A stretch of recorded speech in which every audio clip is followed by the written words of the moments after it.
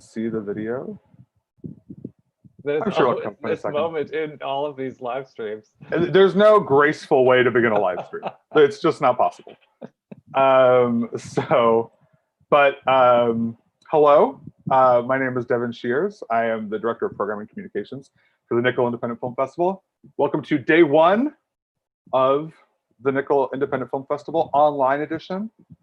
Obviously, on some level, disappointed that we can't be in a physical space right now, but we have such great work that we're sharing today that I think it makes up for it, and we're so happy to be able to share it with so many people. I am joined by Elling Leon right now. Hey, Elling. Hey, what's up? I'm the executive director, again, just like Devin said, I am very happy that you are here with us right now because this is going to be special. I mean, the pandemic is a big deal and a big problem, but it's allowed us to experiment with these new ways of bringing movies to you and bringing movies to more people. So we're excited about that. Exactly. I'll really quickly just before we start our fireside chat, I'm here in my cozy winter chalet. I just quickly want to run through what we have playing today at the Nickel. We have a selection of shorts presented by CBC Newfoundland and Labrador that are all incredible, include some contemporary Canadian stuff, some retrospective stuff from here in Newfoundland. So I would definitely recommend going to check those out. And we also have our special sneak preview of Fire in the Cold Season from director Justin Oakey, accompanied with a new animation from the College of the North Atlantic.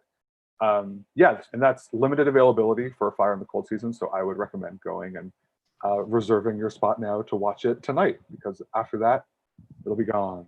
We're gonna now have a chat with Justin.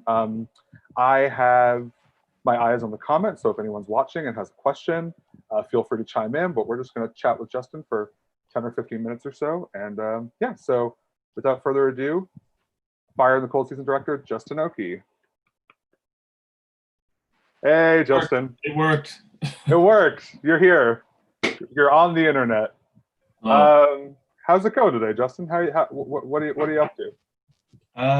Just relaxing here now. I was up at 4 to go out cod jigging, so I'm just sort of relaxing, and hopefully I'll get some stuff done this afternoon. Yeah, well, thanks so much for sharing your film with us. I just rewatched it last night and have a few questions for you, a few things I'd like to talk about.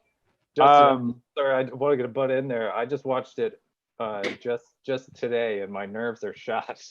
Yeah, It's not really noontime viewing, I don't think. No, yeah, definitely. Maybe we'll watch it this afternoon if you got the time. But also, it's definitely it's a nail biter. It's a very intense film, and that kind of actually leads into my first question.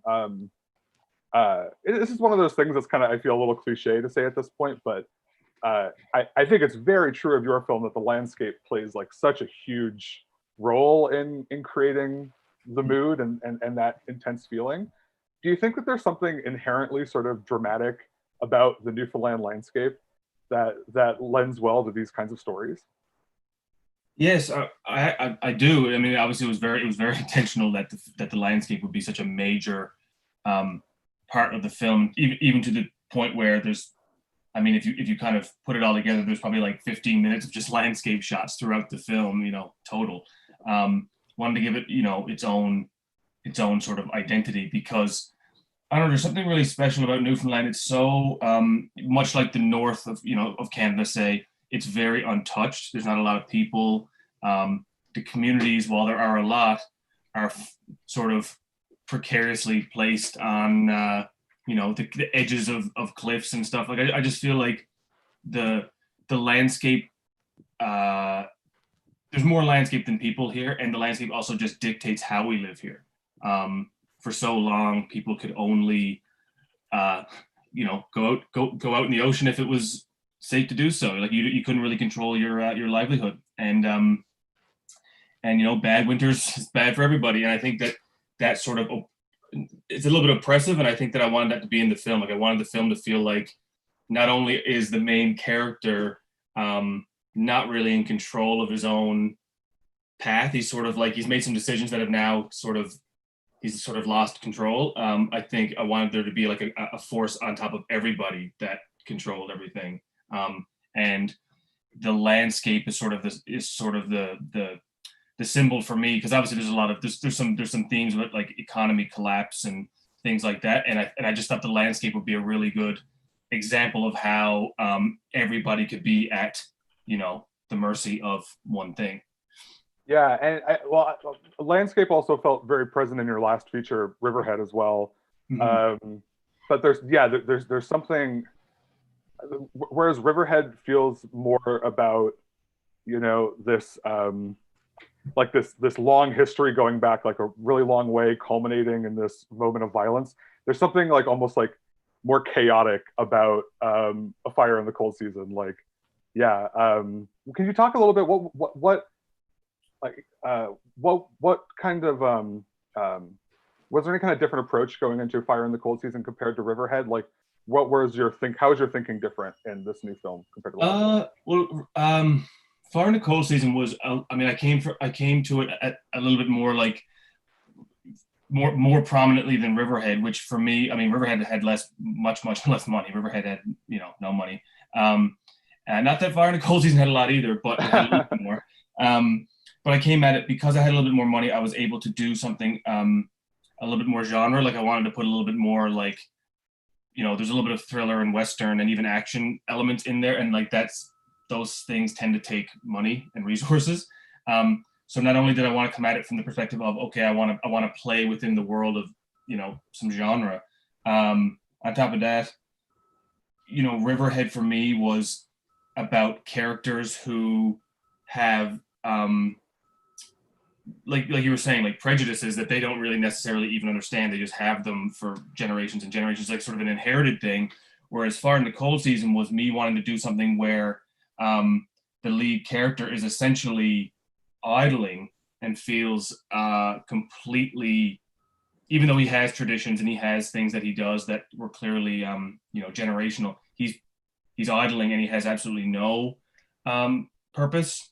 And he feels like he has no purpose, and then that's why he sort of latches on to something that he feels like, this will give me some sort of, meaning or a purpose, and I think that was the main divergence, which was like Riverhead was about people that, like I said, people that almost had a path laid out for them, or at least that's how they act. Whereas this guy is, maybe that's why I feel so chaotic, because this guy is just searching for meaning a lot more, So, that would be, it's a pretty good observation. I think that chaotic is a good word, because it definitely, one film is very tight and controlled and is about a person that isn't straying from how they have ever acted. And the other one is a guy getting into something that he's never done before because he's desperate to have some sort of hat. Yeah, for sure. Another thing, I think you kind of briefly touched on, that was something else I wanted to talk about, was the sort of genre elements of this film. Definitely. A lot of people call the main character a cowboy many times. There's this sort of like hard-boiled noir element to it, of this guy who's like, caught up in this situation that he can't quite manage, but feels compelled to continue on anyways. What were the sort of genre touchstones you were thinking of when you were writing the film? The film started as a short. So I wrote a short film when I was still making Riverhead, and it was called A Fire in the Cold Season, and it didn't have any genre elements. It was just sort of this real syrupy kind of romantic story that it still had the elements of like a man finds a body and then meets the widow and they have a romantic sort of moment. But the film didn't get funded the way I hoped it would. And I remember making a comment to somebody like, I'll write a feature and get that funded before I ever get this short funded. Sort of ironically, that's what happened, because I didn't actually think that would happen. But so it was always supposed to be that was always going to be the impetus of the story. But then when I started writing the feature and I really wanted to play with genre, I stuck to Western almost exclusively. I was like, okay, well, I'm going to write it in a style that you know, there's a lot of digs at Western films. I mean, if you break down the structure of the film and you take away Newfoundland, and it's just, you know, you break down who the characters are, you know, and there's and how it unfolds, it very much is a Western. Like the blueprint is a Western. But I think when you start making, like, say, a Western, especially if it has any violence in Newfoundland and it's all overcast and snowing, then it starting to feel like, you know, noir, and then, you know, it kind of it doesn't feel like a dusty Western. It kind of has its own dreary thing going on. So it was inevitable that even though I actually wanted to make a modern Western, other genres just kind of, you know, leaked in. I would say another one of the big like Western moments that I had watching the film last night was well, the whole score is amazing, but there was this one piece in particular where you had this kind of like tambourine shaking like a rattlesnake or something. Yeah. That like Steel was, spurs. yeah, that was very, like, that moment was very evocative of a Western for me. Yeah, we even went to the extent of James Klopko, the cinematographer. He's a good friend of mine, and we worked on a lot together. And when he came down for the scout, we tried to find as many locations as we could that were just big, wide open spaces, first of all. And I remember calling him and saying, like, would it be crazy if almost all the shots in the film, like especially close-ups, are in profile? And we made some conscious choices to like shoot the film in a way that, you know, made, you know, as much as we could to, you know, nodded to Western filmmaking. And you know, even just right down to the climactic scene at the end, we picked a dusty sort of, I don't know, like a dusty pit that, you know, had all these dilapidated old wooden structures. It kind of had like a Western vibe. And then, you know, the guns we picked, like it's all like shotguns, and it's just very like, we even honestly, we treated the characters like they were like bad cowboys, good cowboys. Like the bad cowboy, there's like shots of his feet in cowboy boots crushing like broken glass. And I don't know, we just like leaned into it, and it was a lot of fun because even though we're pushing for that vibe, we didn't, you know, no one's wearing cowboy hats.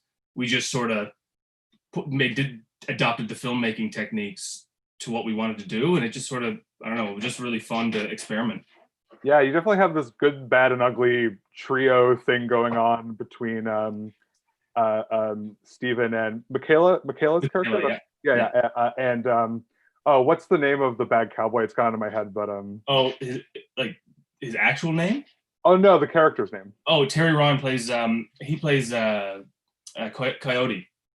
Yes, yeah. But like having that trio of like different perspectives, I well, really we even talked about like right from a script level. Like, I mean, I wrote the script in 2018 or 2017. Sorry, we made it in 2018, and or 2016 to 2018 we wrote it. So right from the first draft, there was mentions of people being like, there was a shot that never made it into the film, but he was standing on top of the pan of his truck, his pickup truck, and he's looking out over the pickup truck, and he's like leaning on the top. And I specifically referred to him as like looking like a cowboy on a horse.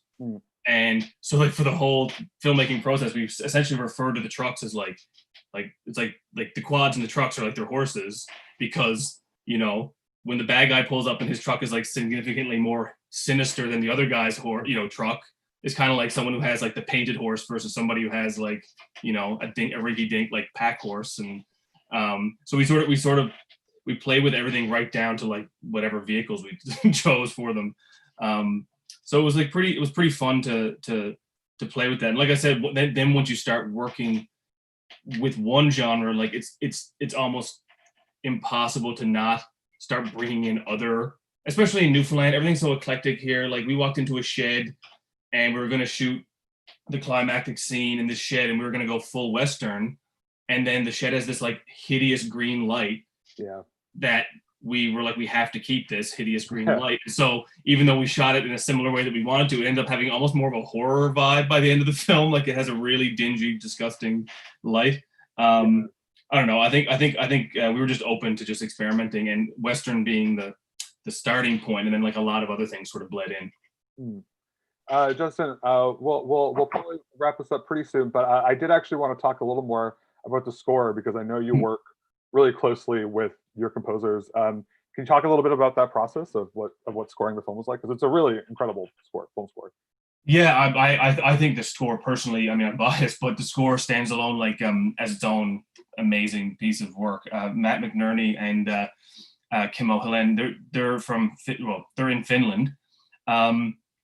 I've worked with them a few times now, and when this film was basically the day I got confirmation that we were getting funded, I wrote Matt and said, "Do you want to score like a modern Western in Newfoundland feature film?"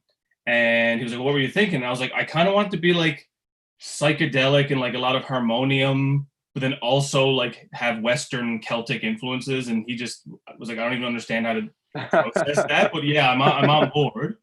And with Matt, what's really great about Matt is that, you know, we talked about it from day one. And while the film was being edited, I went to Finland and we like went through every scene like shot by shot, and talking about things like this, the landscape having their own personality and their own identity.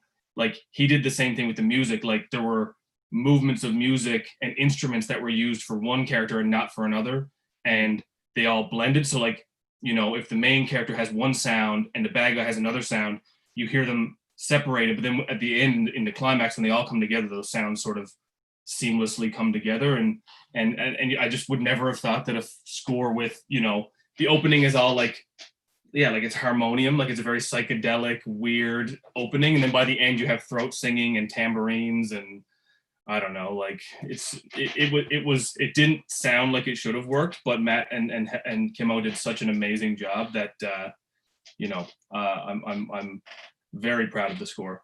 Yeah, well, I think it speaks to that eclecticness and uniqueness of the film that you were kind of talking about earlier.